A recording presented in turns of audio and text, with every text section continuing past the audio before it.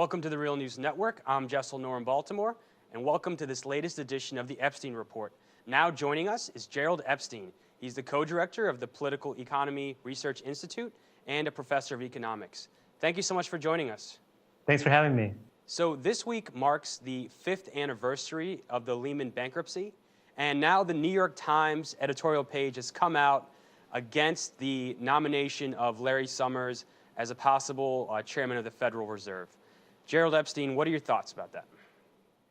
Well, it is good that the New York Times came out against the Larry Summers' possible nomination, because how bizarre would it be to appoint one of the chief architects of the financial crisis hit off by the Lehman bankruptcy, to appoint the one of the chief architects of the financial crisis to be the chief regulator of the financial system. It would definitely be putting the foxes in charge of the henhounds there. And I'm glad the New York Times came out against it. Unfortunately, there's a lot of other reports suggesting that President Obama is perhaps likely to nominate Summers. And so if the New York Times editorial page comes out against Summers, who is supporting him now? Who's backing him? Well, that's a good question. Very powerful supporters, both inside and outside of the White House. The backers inside the White House, his old colleagues and buddies from his days when he was working for Bill Clinton, people like Gene Sperling, who's head of the Economic Council, Jason Furman, head of the Council of Economic Advisors, Jack Lew, who's the Treasury Secretary, former Treasury Secretary Timothy Geithner, all inside the White House, very strongly pushing Larry Summers. And then there's very strong forces outside of the White House, including people like Robert Rubin, who had been the chair of Citibank, and many other important members of Wall Street are very strongly pushing him. And why?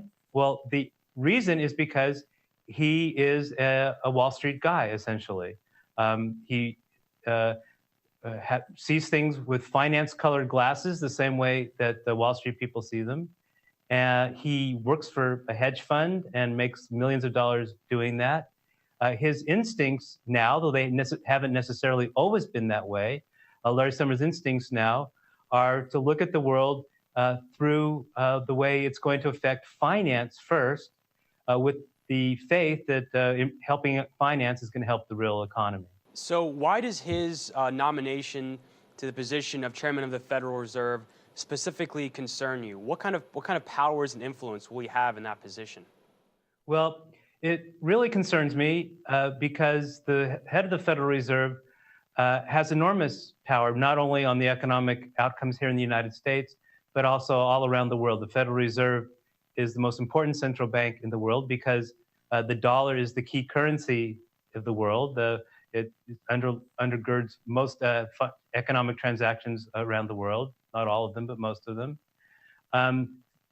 U.S. interest rates, which are affected by Federal Reserve policy, have a big influence on interest rates all over the world.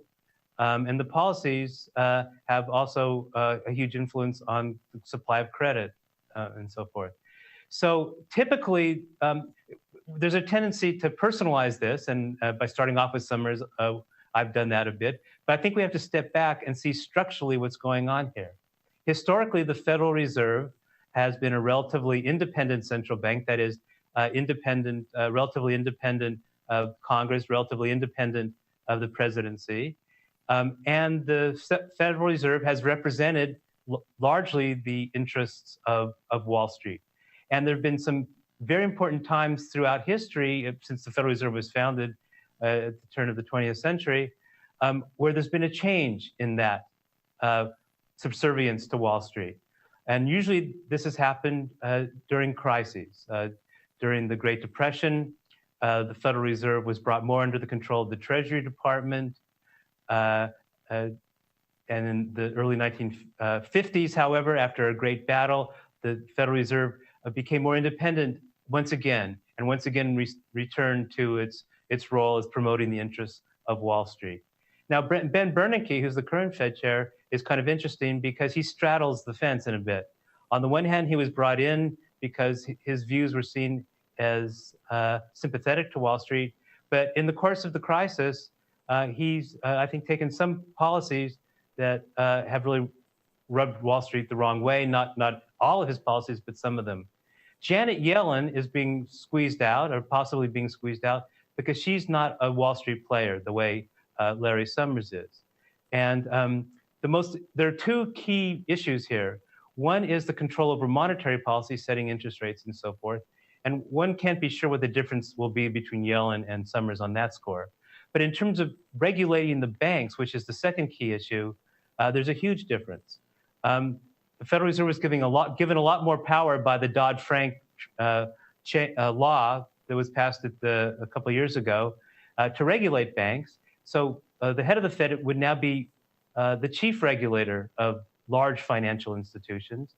And Janet Yellen, not being a Wall Street player, is making Wall Street very nervous because she's much more likely to have strict regulation over Wall Street, whereas Summers has demonstrated through his attitude towards derivatives, Enron, other important issues, Glass-Steagall, helping to get rid of Glass-Steagall, that he'll be very sympathetic to Wall Street. And finally, if it wasn't Summers that became nominated and was confirmed as Fed chair, but instead you, Gerald Epstein, were the next chairman of the Federal Reserve, what kind of policies would you put into effect? Well, first of all, I would accept if I were nominated, and I would serve if I were appointed. So, President Obama, if you're listening, go make my day. Please go ahead and do that. But this is what I would do. First of all, it's very important to implement strict versions of the Dodd-Frank Act. The head of the Fed has an important seat around the table in terms of determining how the Dodd-Frank Act is going to be implemented. And right now it's being gutted by the Wall Street lobby, and Summers will help them do that. I would do the best I could to make sure that it was implemented strongly. The Federal Reserve has the power to put on extra kinds of regulations on the large financial institutions, which I would also do. I would put a lot more people on the scene in the banks to regulate them. I would support a new Glass-Steagall Act to break up the banks, as Sherrod Brown and others have promoted. And in terms of monetary policy, I would engage in a lot more directed credit lending to important sectors, for example, a sector that would help us generate more green jobs and green growth. So that's a short list, and we'll see if President Obama takes the bait. We'll certainly watch for that nomination. Gerald Epstein, thank you so much for joining us. Thank you very much. Thank you for joining us on the Real News Network.